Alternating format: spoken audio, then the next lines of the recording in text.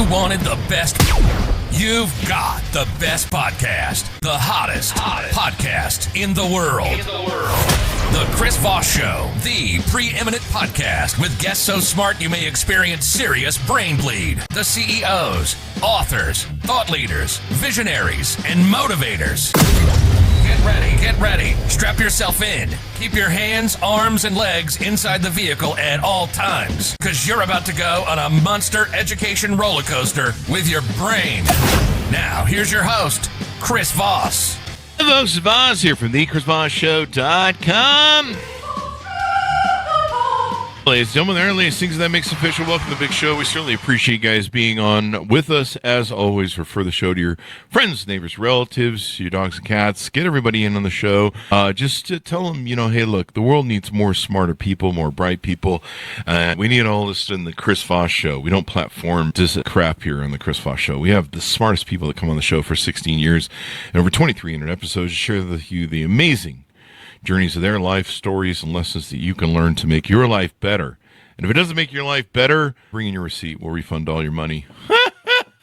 The show's free. Opinions expressed by guests on the podcast are solely their own and do not necessarily reflect the opinions of the host or the Chris Voss Show. Some guests of the show may be advertising on the podcast, but it is not an endorsement or review of any kind. Anyway, guys, we have an amazing young man on the show. Today we're going to be talking to him about his amazing insights, and you're going to learn a lot from him.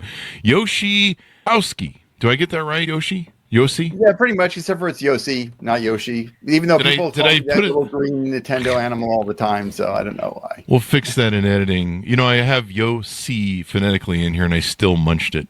So my apologies. Yosi Kossowsky. Yosi Kossowsky. All right, that'll fix it in edit. So welcome to the show. How are you, sir? I'm doing very well. How you doing, Chris? You're a seasoned executive coach with over 18 years of experience and a background as a CTO and Senior Director of Talent Management. You specialize in leadership development, personal growth, and effective communication, leveraging neuroscience and organizational development principles. He helped leaders across the globe navigate complex challenges, build high-performing teams, and drive meaningful change. Get ready to learn actionable strategies to enhance your leadership skills and foster a culture of trust and collaboration. So he's got the lead in too as well. So welcome to the show. Give us your .coms. Where do you want people to get to know you better on the interwebs? The best place is LinkedIn. So my name, Yosi Kossowsky, which you'll see obviously in the show notes and at the title. Mm-hmm. And if you search that on LinkedIn, you'll find me. There's only one. Being linked to the Chris Voss Show. So give us like a 30,000 overview of what you do there for yourself and your clients. So my big focus, Chris, is really helping leaders and teams be more effective. And I think every coach would say that. My approach, as you gave in with the lead in, is very neuroscience based. When I got into this, so before getting into coaching, I was an engineer, and before an engineer, I was in IT. I was in a completely different space and mindset. And when I started having an opportunity to play more of a leadership role, I got feedback that I wasn't doing a good job. And the thing for me, the disassociation was, I had read books. I had taken some courses. I thought I understood what to do. I'd been told what to do. I'm like following that.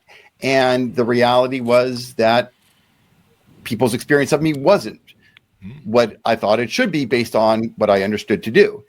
And the harsh reality I came to was I might know what to do, but I certainly didn't know how to do it. I didn't, and ever since then, I have really started being hyper aware of the difference between what to do and how you put it into action.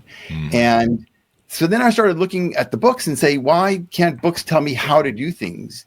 And the more that I learned, the more that I kind of realized it's really hard for a book to tell every human being how to do something. That's something that we seem to learn experientially. And that ultimately means if I want to help people learn the how-tos, I got to be out there with them and walking them through and supporting them. So let's say in a simple form, what I'm out there to do is help my clients learn how to do the things that they want to do better, to be better, and help others be better. Mm-hmm. What are some of the things you find your clients are running into now that are really popular challenges, or I don't know, popular challenges? It sounds like it's a fad. I have challenges. I'm just keeping up with the latest. What are the major problems you see people coming to you for help for? So I would say the number one top most popular challenge of today, not going to be surprising, is communication skills. And maybe because we are always talking and listening, we think, okay, this is one of those things. It's kind of like breathing, we all breathe. But yet, if you ever studied meditation, then you would find out that not all breathing is equal. And similarly, not all speaking and listening is equal. So the big focus is going into the mechanics of it a little bit. In neuroscience, what we learn is that perception is completely subjective. What that means is that every one of us has a filter system in our brain that we're pretty much unaware of. And it's been forming and storming and norming ever since we were born, and it keeps on, growing. It's a combination of everything, the way your parents brought you up, your personality, any religious influences, your peers, all of these things that we picked up and we keep on picking up. And because it's kind of happening like at that really fundamental layer for us, we're really rarely aware that that's what's happening. If we could understand that and buy into that perception is completely subjective, what that really translates to right now is I am saying words, you're hearing words, but your brain is changing my words. The problem is I don't know how your brain is changing my words. I just know that it's happening. And that's happening with all your listeners. So if I want to be more effective in my communication, I've got to bridge that gap between what I want you to walk away with and hear to what you are hearing. So what you're saying is McDonald's has really good Big Macs. Did I understand what you said? Yes. The best flame broiled burgers is that Burger King, right? I mean, I was listening to every word you say, but you're right. We all have our own rose colored filters, sometimes our own biases, maybe our biases that play into that a little bit. Yep. They're part of the filter system. A lot of people don't, listening seems to be one thing that people don't do anymore, or reading retention. One of the biggest problems, you send an email to somebody, they'll read like the first line or half the first line, and then they'll answer and send back, and you're like, you didn't read the other three parts, or three questions. It's like, and so many people, if you ask them to solve problems for them or help with something, a lot of times they think they understood what you heard, or and some of it's a little bit of projecting, right? Like you're projecting out like what you think based upon your beliefs on what the person said. And what's that old game that you used to play in high school where you would tell something to one, you would sit in a circle and you tell someone. Yeah. Tell us, do you remember how that worked? Yeah, you would. Somebody would start off with a word, and then you would whisper it to the person, and then whisper, and see what came back to the originator. And it was never. Yeah, it was never what the person started off with. Yeah, you could go from the word is Bob, and by the time they get done, it's wood, or something. I don't know. Or I think there were scenarios sometimes you tell people or a story or something, wasn't it? Yeah, I mean, what I found is that it doesn't really make a difference. That a fundamental experience of the game of telephone is what is happening all the time. And I would say my starting metric with most people that I'm working with is, what is the average percentage of time that you get back what you want from others the very first time? Meaning, I've asked you to do something, we've sat down, we've talked about it, I've answered your questions, and I'm like, okay, Chris, go. I need it by Friday. And then Friday comes and I get it, and I'm like, what is that? So what is the average percentage that you get back what you want from others the very first time? 10%, 20%. And on average, because some people are like, oh, I know this person really well, we've been working together for years, so they really are pretty good about it. Okay. But on average, right, as you're working with people, and the higher up you are in the organization, the more that telephone game plays out. And the knock-on effect is if I don't get back what I want the first time, I've got to go solve for it. So that often means going back to the person or the people and saying to them, hey, that's not what I wanted. Now, I don't know if you've ever been on the receiving side of being told that's not what somebody wanted. That's most of my dates actually on Tinder. They're like, I'm not what you want. You're not what I wanted. So bye. And so how does that feel when they say that to you? I've gotten used to it, so I just kind of expect it. When it's weird is when they're like, "Oh, you're exactly what I want." I'm like, "What? Do you know me?" Yeah, exactly. Except for that, you got a beard and you got a baby. So anyway, yeah. That's so. What you're saying is they're like, you'd be perfect for me, but you got that nose, and you got that beard, and I've seen that. And all that, right? And where's those blue eyes that I ordered? So yeah, they're like, I'm sorry, man. You got everything, but that one thing. Your fingernails are just too long. It'll never work. Yeah, exactly. You're like, damn it, I was so close. As they say, that only works in horseshoes, man. So. Yeah, so close. Horseshoes and nuclear war, or horses. Yeah. And nuclear war? Yeah. There we go. Buy a nose. There we go. Jumping right on in. Yeah. So how do we try and make sure that what we're communicating and what people are doing are how do we make sure that people are really understanding us? Do we have to choke them while we're talking to them and shake them a few times, or do we have to shine a light in their face and say, "What did I just say to you?" Like an FBI agent or something? So, funny enough, out of all of that, the "what did I say to you" piece is the answer. If you could reach your hands through the camera, squeeze a couple of throats, that might help. But ultimately, it is saying, hey, can you ultimately in some version of repeating back what you heard?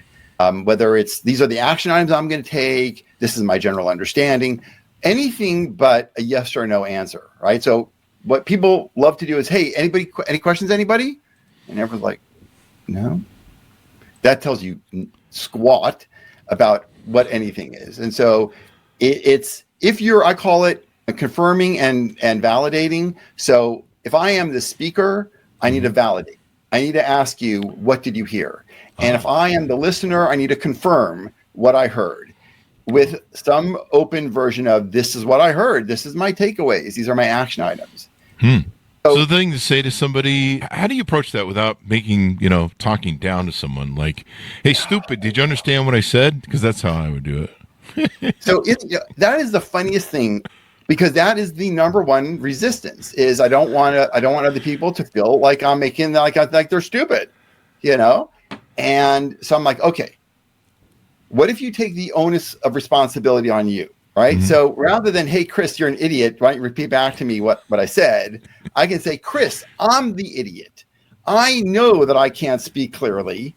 So can you just let me know what you thought you heard me say? That would really help me understand how bad I miscommunicated. I like that.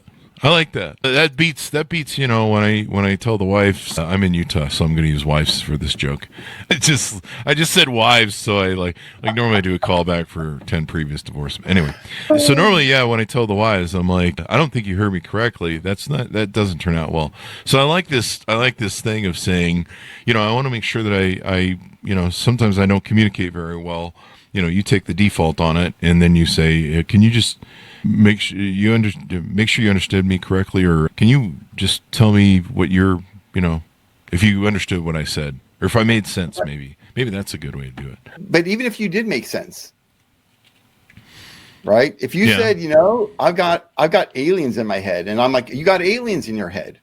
So I repeated back to you what you said. It doesn't mean I understood it or what I know what to do with it. What am I going to do with the aliens in your head? That would be a follow-on question. So we got to use like a thought process along with it. I wish this was just a bunch of switches we could throw and follow the script.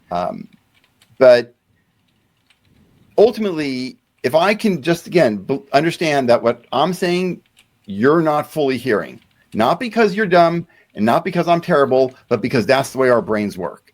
So let's create a bridge and not make it weird. Don't make it weird. We do that so much in our conversations throughout the day where we communicate to one another. We just assume that I must have said what I said. And then a lot of times that interpretation gets lost. And then as a leader, one of the things I've always had to deal with is the fallout where if I tell somebody to do something, either give them instructions or a task or, whatever the case is, and they don't do it right, I have to, if I really want to be self-actualized, self-accountable, at least I think this way, I would say to myself, Chris, maybe I didn't communicate correctly. Maybe that was the problem. You kind of have to, at first you kind of have to take ownerships. You have to take ownership of maybe I didn't communicate correctly and talk to them about it. And so a lot of times when you ask that, they're like, oh, I assumed that you meant this, or I assumed you meant that, or I didn't know you had a timeline on it, that sort of thing. So, do you have to always be clarifying, or when do you really use that clarifying? When you're really trying to communicate something effective or a task or things, or do I have to do that all day long with people at this point? I love that question. I get that all the time as well. So my answer is really simple. How often do you care about getting the thing back that you want? So it's only when I care then. Only when you care. If you don't care, who cares? If you don't care, don't worry about it. So when I tell somebody to pick me up a Big Mac and they bring me back a quarter pounder, I don't know why we're doing McDonald's callback jokes on the show. We should get a check for this, people. Anyway. Get your sponsors, man. Every show's got its own callbacks, and they just form on their own intuitively. You work with what sort of individuals do you work with? Do they need a minimum net worth, job title? Are there certain individuals you don't work with? So I can't say that I've ever been that picky. I do want to get paid. Yeah, I do need to pay the bills. Check has to clear then, basically. Yeah. I really work with people that I choose to work with people who want to make a difference in themselves and by therefore make a difference in others, because there is a gap between intention and action for many, many people. And that crossing that gap, that's not simple. If we would never have this problem of New Year's resolutions dying off by February. Oh. But intention to action is a hard space to go.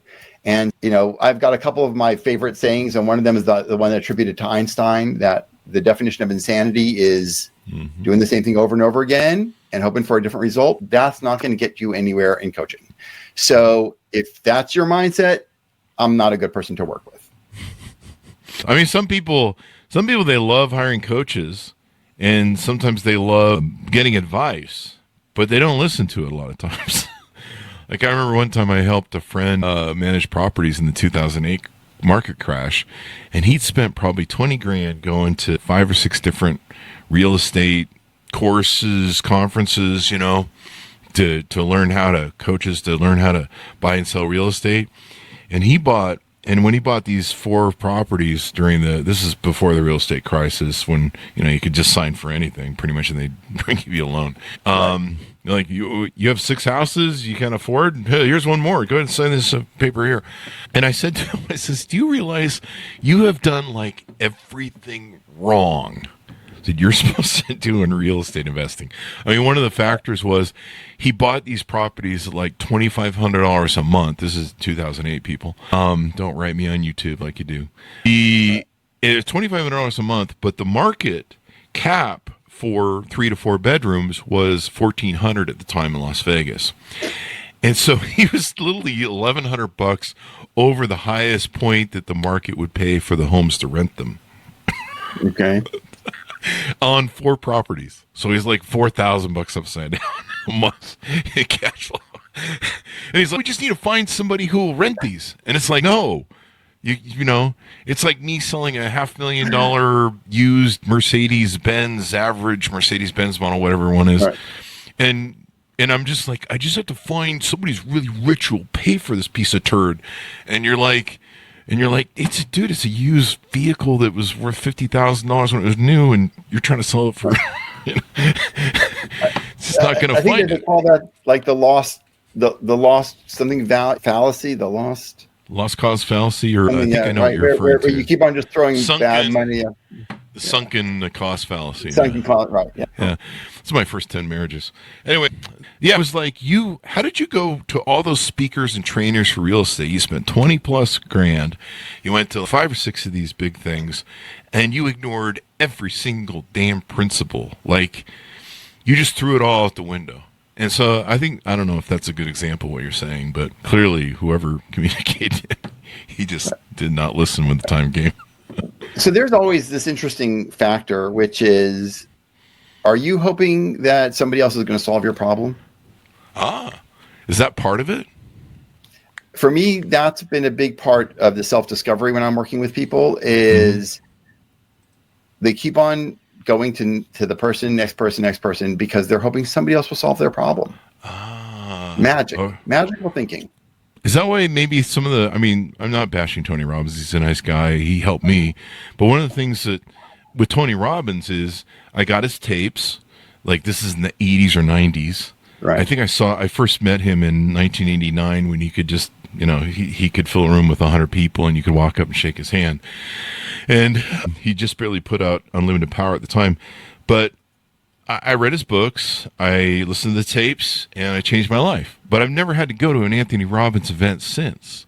But then I know people that they've been to like 20 events. I'm not saying everybody goes to 20 events. Don't write me about Anthony Robbins. But I met some people that they've been like, 10, 20 times, and they're still a mess.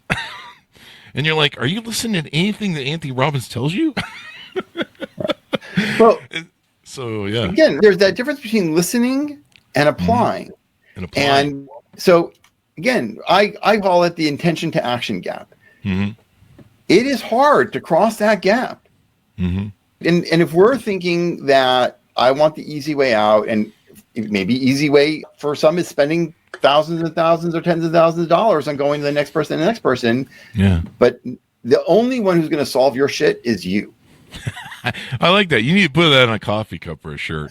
The only one who's going to solve your shit is you.com. So there's your consulting. Well, now that domain is gone. Before I get to it after this call, that's gone. Thanks a lot, man. It's too long to remember anyway, so it'll be fine. But seriously, though, it's pretty funny. But, and so I would meet these people that would go to these, and Anthony Robbins is just an example, but they're kind of hooked on these motivational coaches, and they love the juice. Like, they go to the event, and they're like, they come back, I'm going to change my life. I'm going to do everything I just heard. And they do nothing. But then they go to the next event. And so I think that's an example of what you're talking about, how they want somebody else to save their own, to help them. I've been guilty. I probably have in my Audible cabinet of books from Amazon. I probably have so many books that I bought. And I think there's a psychology sort of thing where sometimes we buy books or we buy things and we think that there's kind of like some sort of subconscious assimilation that, well, since I bought the book, I must have acquired the knowledge just because it's, people do that on the Chris Voss Show. They're like, I subscribe to the Chris Voss Show, but I don't listen to every other episode. So I think I'm smarter, and you are actually in that case. So. Listen, I'm smarter just by listening to you. So it's been great. Yeah, absolutely. So what are you help leaders build trust, delegate effectively, and drive results. And I imagine that helps build trust and better relationships if you're making sure that what you're communicating, they're receiving. And then I would imagine the alternative of that is, and I'm thinking of maybe some of my relationships with people, is making sure that if somebody communicates something to you that they want, a way to build better trust and relationships is to say, okay, just so that I understand you correctly, here's what I understood is what you said, and maybe taking that initiative.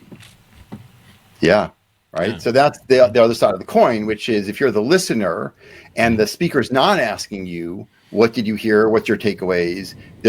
You have that complete agency, action to say to the speaker, hey, Chris, this is what I'm taking away. This is what I hear. This is what you want from me, right? Mm-hmm. And hopefully you're listening and you're detecting whether or not something's missing or, it's burgers on and I got everything right. And your order's going to get, what you want. And all joking aside for a second, I ask leaders to look at this as an experiment. Try it out, see what you find. And you know what? Yeah. You know what's really important about that, the other side of that, on the flipping of the coin, is I've done that with people sometimes. Because I'll be like, okay, just so I understand what you're saying, this is what you want. Good. And I'm really exact on following, what needs to be done. And then later you'll go to them, they're like, hey, this didn't get done. You're like, no, I asked you specifically what you wanted, and you said this. And then you confirmed it, And so I got double communication from you. Now you're telling me you still didn't do it correctly. Having, to me, being safe on both sides of that coin is really important, I think. Yeah. And so I wish this was like, one surface. Unfortunately, there's layers to this whole communication thing, which is what's keeping me employed, by the way. So I'm grateful that it's not easy. But there's another element that I like to call the ambiguity gap. I like gaps. Oh. So ambiguity gap, and an ambiguity gap is any word that we use that doesn't inherently have a metric attached to it. So if I say, Chris, I need you to be faster. I need you to be slower. I need you to be more effective. I need you to be more strategic. I need you to get it to me by the end of the week. Anything like that, there's no metric. What is faster? What is slower? What is more effective? What is clearer? What is nicer? What does any of these words mean? Practically, in the sense that you've got a definition, I've got a definition, but we never validated or clarified that we had the same definition. So inherently, when I say, oh, Chris must have meant that he wants like a really big hamburger, my version of a big hamburger and your version of a big hamburger, not the same thing. So I get your hamburger and you're like, what the hell is this small thing, man? I can have 20 of these. Or, I guess as long as we're doing McDonald's callback jokes, like I say I want a tall hamburger or a big hamburger, and I'm thinking, the tall Big Mac, and you're thinking the roundness of a quarter pounder, and a quarter pounder is a quarter pounder in weight. You're like, that's a big hamburger. I'm talking Big Mac, you're thinking quarter pounder sort of thing. I'm a little hungry right now, evidently, so that's what's going on in this show. Don't go to McDonald's, people. That's unhealthy. Yeah. So tell us a little bit about your journey through life. How did you grow up? How were you raised? What were some of the influences that guided you and gave you some of the great experience you have so far? Whew. Okay, I don't know how much time you've got in the show. We only have a limited time. You gotta keep it, compress it down to a few minutes instead of years. Okay. All right. You and I have been alive for a long time. So a long time. It all started when I was a kid in diapers. Yeah, probably did actually. I'll start when I was a kid in diapers. So one of my early, one of my early memories growing up in Denver in the early 70s was getting to third grade and finding out that I couldn't go back to the day school that I was going to because the teachers thought I was dumb. And I'm whatever it is, 7 years, 8 years old, and I don't really understand what's going on. But I do understand. Like 7. Oh, but however you're old, and you're going to third grade. You're older than 10, I guess. And then going to psychiatrist. Yeah, I don't know. Psychiatrist. Yeah, I can't do numbers still. And I just started understanding that I must be retarded and broken. And they sent me to another school, to Catholic school, who was able to help me learn how to read and do other things. Later, much later on in life, I started to understand that part of the way my brain works is not the way standards are the most common teaching methods. I can't put letters together to sounds. I recognize words by sight rather than sounding them out. But, early 70s in Denver, they didn't teach that way, and I didn't know how to learn. So that was a big influence on me that I carried as a bag of, trash around, that I sucked and I'm not good enough sort of thing. And all that. Yeah. And I know most people have that bag of trash in their own version. That was mine.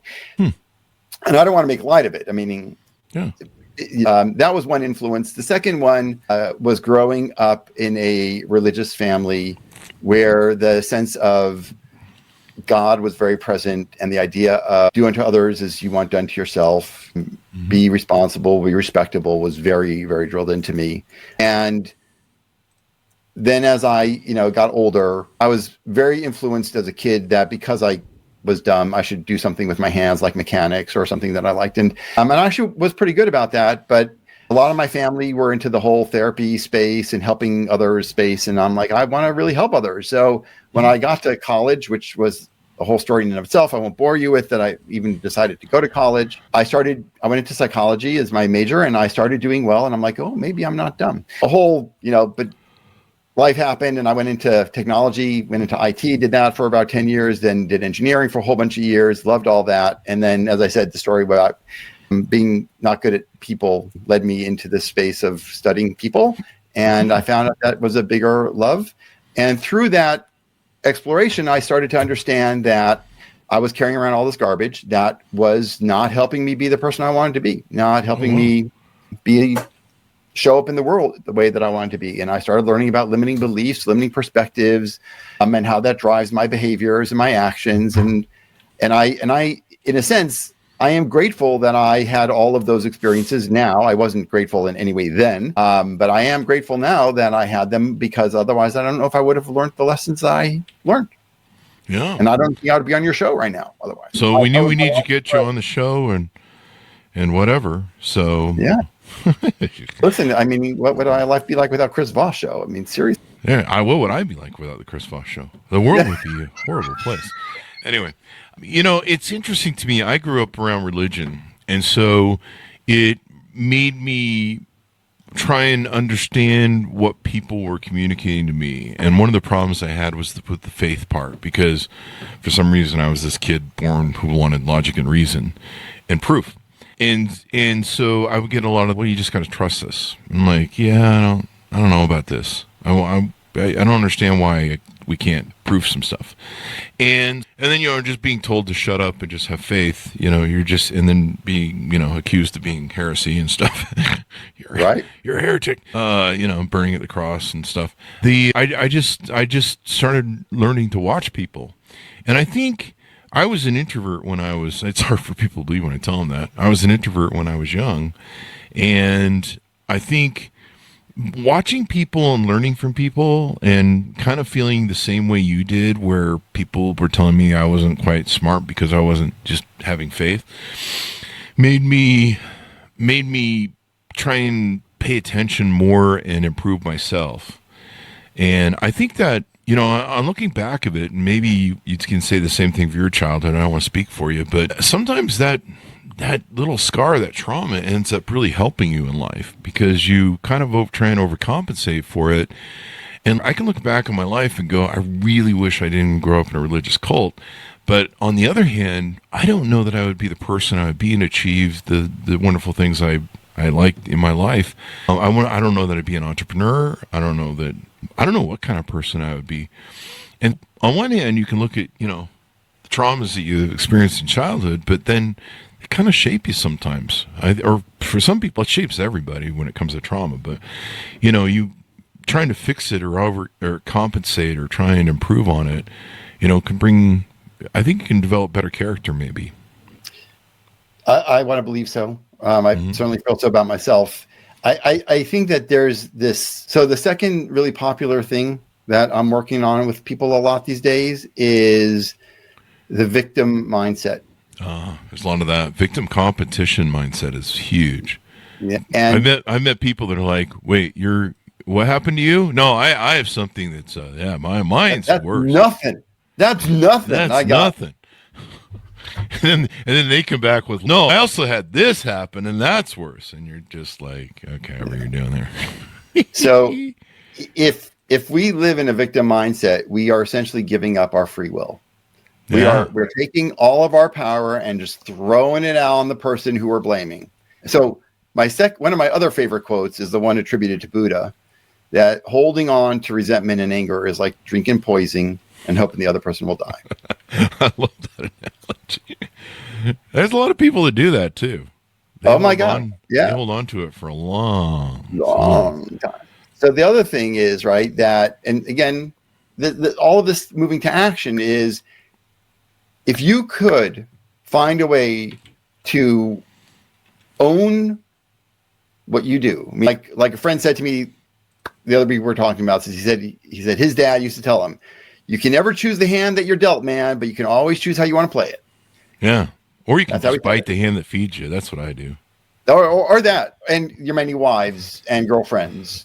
But if we give up our free will, our choice about how we respond and react, then we're powerless. And life, I actually will take one step further about life, shaping us. I do believe in God, my own version of God, and I believe that low self-esteem is the greatest gift that God gave us. Oh, really? Yeah. Because it helps us be better or work at something? Because why would you ever want to improve if you thought you were awesome? That's true. I know some narcissists that have that problem. Some people think I do, but I just have narcissism. Okay. I still think I need to improve, but I need to improve on my narcissism to be a better narcissist. You're still improving on something, right? Yeah, I'm working on it. Yeah. So, but if we view it as, another spiritual teacher said, life is either happening to you or for you. Whichever way you believe, you're right. Ah. Whichever way you believe you're right. A lot of people do that too. Maybe some people go to the easy answer or the easy assumption because it's easier than doing the work. I don't know. I don't, it's interesting because if life is sucky, why does it feel better to blame everybody else that life is sucky than I can do something about it? But yes, that means you have to do something about it. So if you want to be lazy and blaming, I guess, but, and I'm not to say everyone's got their life story and their life circumstances and every, it's all unique and I've got nothing to say about it. And I do believe that if you want your life to be better, then you've got to make the decision to own your agency as, to the level that you can. Yeah. I mean, you can't improve, but some people, they just like the attention and vindication that comes from it. And I think that's what you said earlier, too. You said they want other people to do the work for them. That or they just love the attention. You always seen I remember I went to a Tori Amos concert in the 90s, 2000s. I'm old, people, give me a break. I was like 2 at the time. And she talked about how she had gotten into this victimhood mindset. And, woe is me, and here she's a multi-million-dollar artist, musical artist, playing on stages. Somehow she's a victim. It's kind of funny to think that, wait, you're making millions and whatever. Anyway, I want to have that problem. I want to be a billionaire. Like, I feel unloved. Give me that problem, please. Thank you. But so she made a comment that one of her friends finally got so sick of her, complaining and victimizing. She gave up. She goes, we're really tired of hearing you complain about everything. You actually have a great life. Get off the cross. We need the wood. Basically, and she explained, this is in the concert, she basically explained that, she crawled up crucified herself on her own cross, and they're like, yeah, you can get down. We know that you're just up there for show. And, some people like that. They like the attention of the victimization. And yeah, until you say, I've reached a point sometimes in my life. I remember when I lost weight and quit drinking so much Mountain Dew, same thing when I gave up alcohol. I just reached a point where I was so sick of it and sick of myself. And a lot of people said, you should quit that Mountain Dew drinking that's got a lot of sugar in it. And it just reached a point and sometimes I guess maybe we have to reach that point where we go, I'm sick of this. And, it's that network movie moment where it goes, I'm sick of this. I'm not taking it anymore. I'm done with this. Yada, yada, yada. Yeah. I do think that every person, because change is not easy and moving out of the space that we got ourselves into, however we got into it, whether or not that's how we were taught or that's how we interpreted, that's whatever, it takes leverage. Mm-hmm. And we do need to find that internal leverage because there's no amount of external leverage I've seen that will really bring about internal change. And so, I do work with people a lot to help them find what is their internal leverage spaces so that they can work through it. If you want to start going to the gym or like what you said, getting off of Mountain Dew, you can say that, but then you got to do the work to resist the urge and the addiction to sugar and all of that. Yeah. Not simple stuff. And so there's a lot of compassion, self-compassion involved and work. It's not, I don't know free rides on this matter. No free rides, people. Nobody rides for free. That's my policy. As we go out, give people a final pitch, where they can onboard with you, .coms, how they can reach out to you, get to know you better, et cetera, et cetera.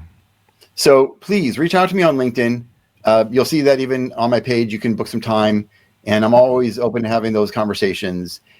Ultimately, if you're feeling that you're not at choice in what's happening, or you feel that as a leader, you're great, but you're not able to get other people to come along with you, that things aren't happening in the way that you wished or wanted them to, let's have a conversation. All you can find out is maybe I can support and help you be the person you want to be. Mm-hmm. Well, thank you very much for coming on the show. We'll have a link on the show to your LinkedIn. Thank you very much for coming on. We really appreciate it. Thank you, Chris. I hope you have a great day, and hope your listeners have a great day as well. Thank you. And thanks so much for tuning in. Go to goodreads.com/Chris Voss, LinkedIn.com/Chris Voss, Chris Voss 1 on the TikTok, and all this crazy place on the internet. Be good to each other. Stay safe. We'll see you next time on The Big Show.